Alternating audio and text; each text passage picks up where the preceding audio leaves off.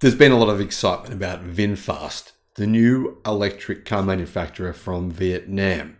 They're a global powerhouse. They own everything there is to own in Vietnam. No, not quite, but pretty close to it. They have VinFast universities, VinFast hospitals, and they're the most popular car manufacturer in the country. They've invested billions of dollars into their new electric car models. There's been a lot of news, a lot of stories coming out about them.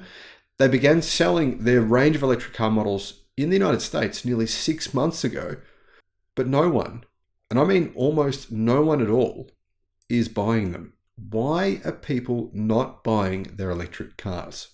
Well, there's one very good reason. Hello, my friends. Welcome to the channel. It's great to see you. Thank you for tuning in.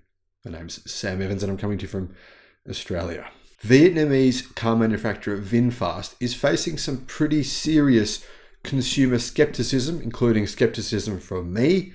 I've had a lot of people say, I'm going to buy a VinFast EV. They look great. They look amazing. And then I try to tell them, hey, yeah, maybe, but have you considered the facts behind your purchase? Have you considered the fact that you have to rent the battery?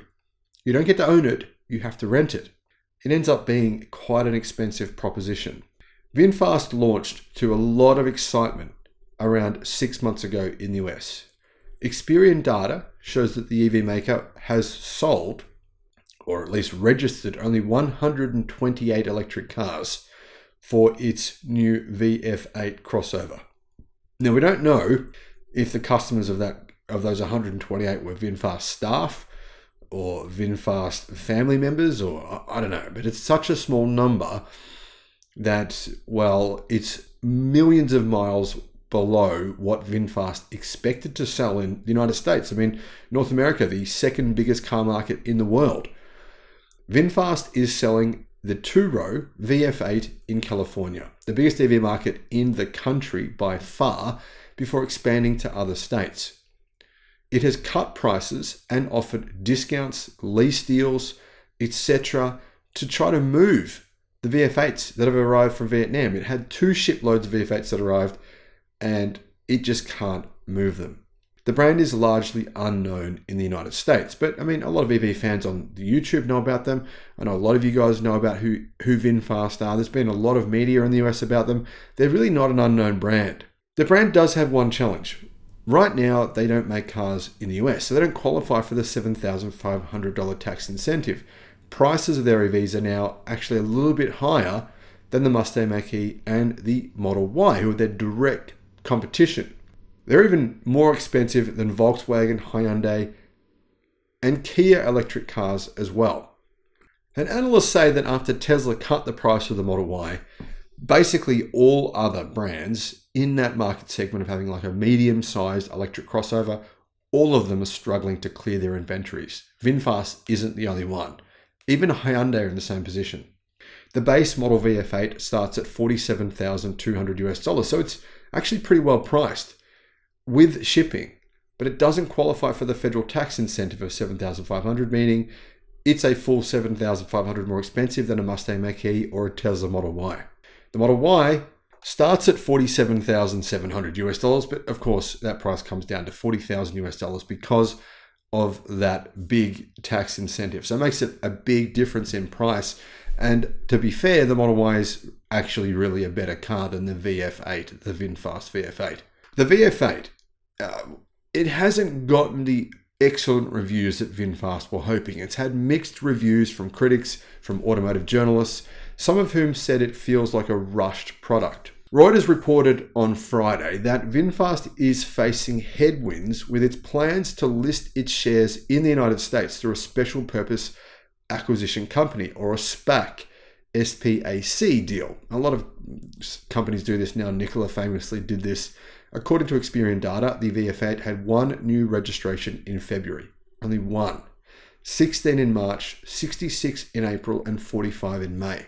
Among the 25 brands on Experian's list of new EV registrations, VinFast was in number 22 place, followed by Jaguar, GMC, and Mazda. The Mazda MX-30, its electric car, is even worse than the VinFast VF8 in terms of value for money.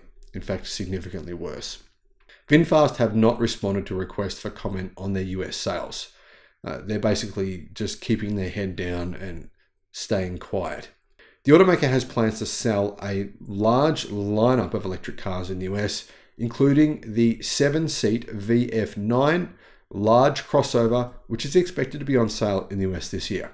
The VF9 will start at $84,000 US, so not far off the price of a Tesla Model X. VinFast said two smaller crossovers, the VF6 and the VF7, are designed to be more affordable. Now, I don't think that they're going to have a lot of success at a price of $84,000 US for a 7-row electric vehicle. Now, it could be pretty good, but for an unknown brand, that's a lot of money.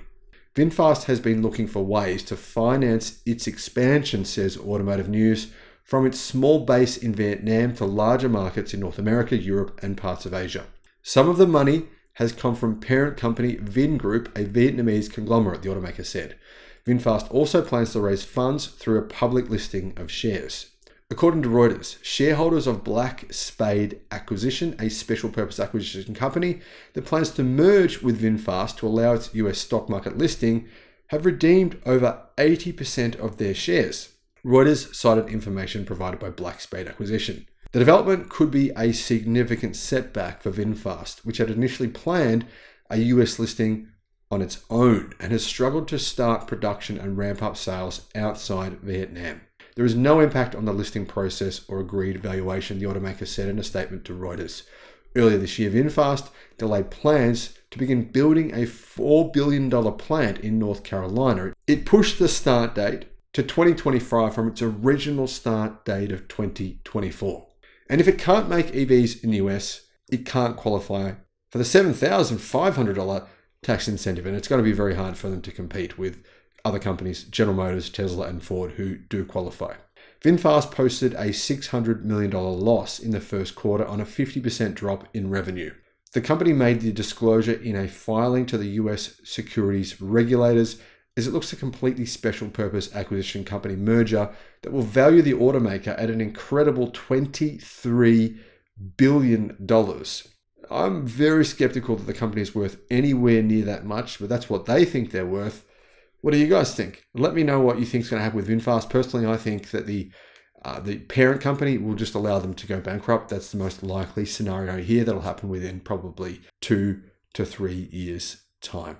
Thank you for watching. Let me know your thoughts in the comments. Bye-bye.